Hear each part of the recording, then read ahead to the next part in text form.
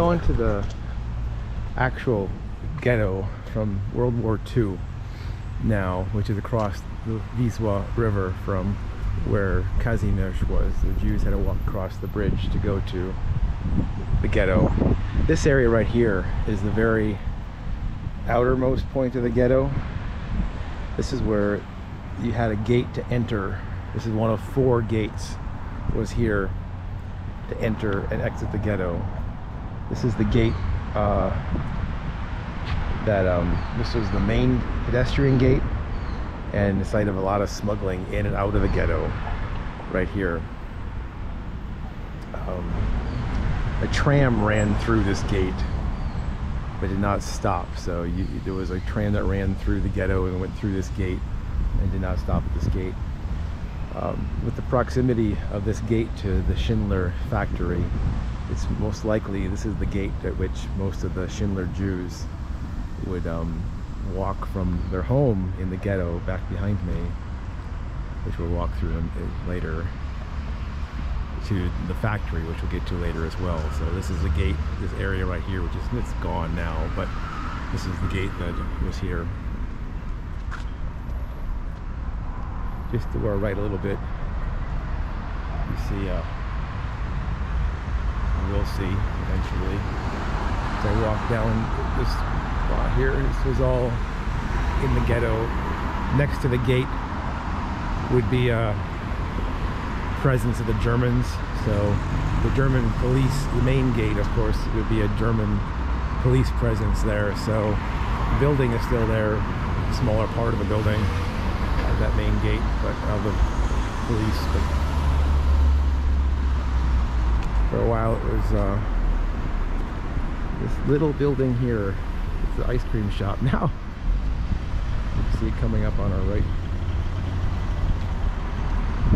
It was a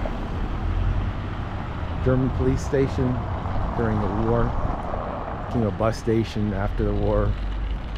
And then when more recent times it was a flower shop, and now it looks like it's a ice cream store.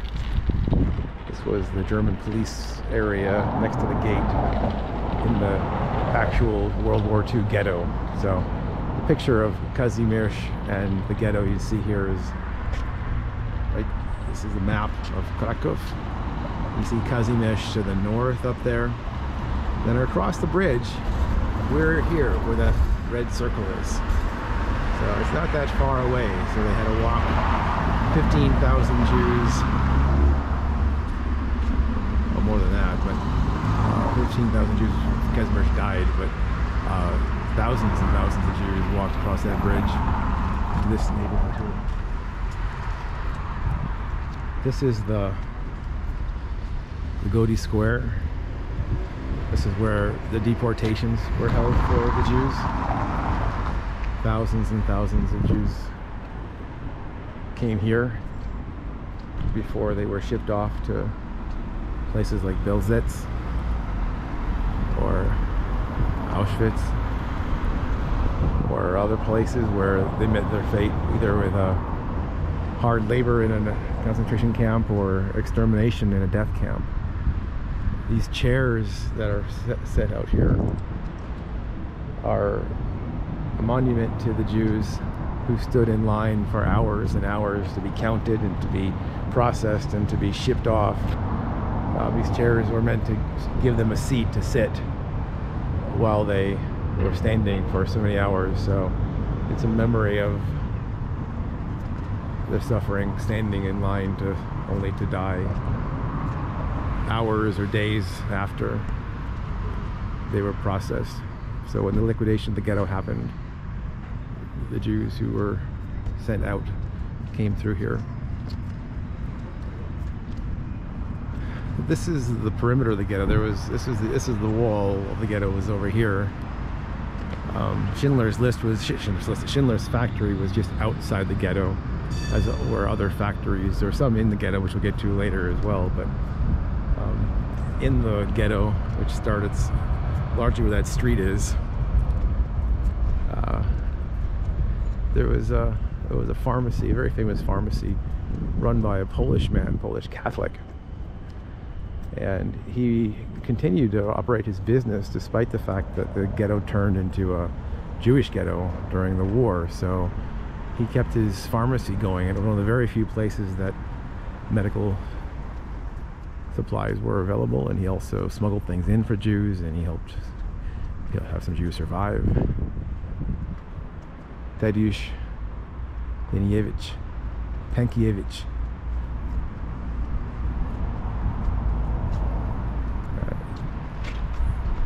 There's videos on YouTube of him in the 1980s actually talking about what he did during the war and after the war, but he saved lives and helped out hundreds and hundreds of Jews, smuggled things in to help their life, sustain their life, and ultimately helped them survive. This is inside here is a little museum for their memory. So up this road is some historic sites. Some are gone now, but you see there's buildings 4 and 2. This here 3. This here was a Ghetto B. This was an infectious disease hospital. Now demolished. This is not the actual hospital. This is a new building, but during the war, this was infectious disease hospital. From October 42 to March of 43. All who could not walk were deported to this area.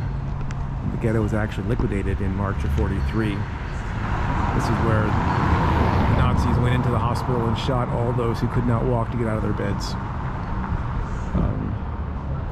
The courtyard behind this area, which we'll walk a little bit behind it,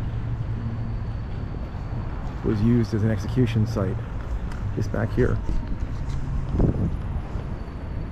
Ghetto, this is 3, so this area here was used as an execution site for those who were awaiting deportation.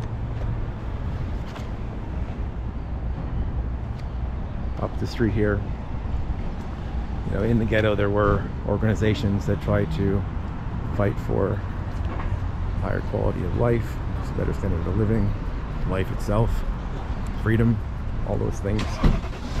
There was one called the Jewish Fighting Organization, or the ZOB, the Żydowska Organizacja Bojowa. They organized smuggling and attacks on Germans in Krakow in the area. Their headquarters were at this corner up here, the corner of Hivna and the square.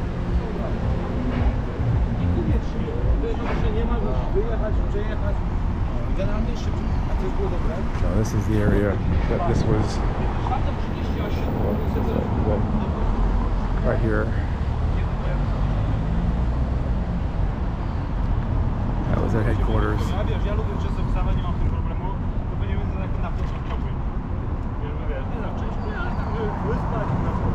You see,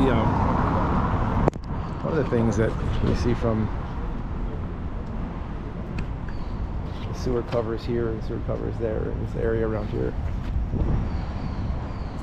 This area at Piwna Street and other streets at Krakow Street, Józefinska Street, Wigierska Street, Wigierska Street, I can't pronounce these things.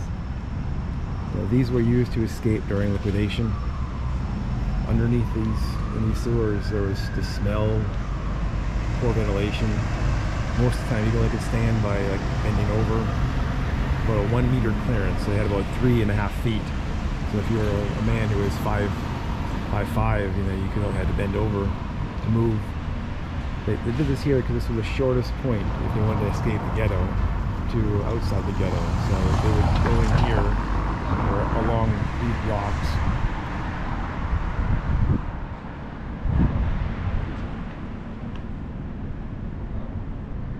And they would try to get to there, which is a couple blocks away. Most of them got booby-trapped. The problem with all these things, there's so, at the time of liquidation, there were so many people trying to get out that way that, if you get one person who gets booby-trapped and you get more and more going in, they got backed up, they got stuck.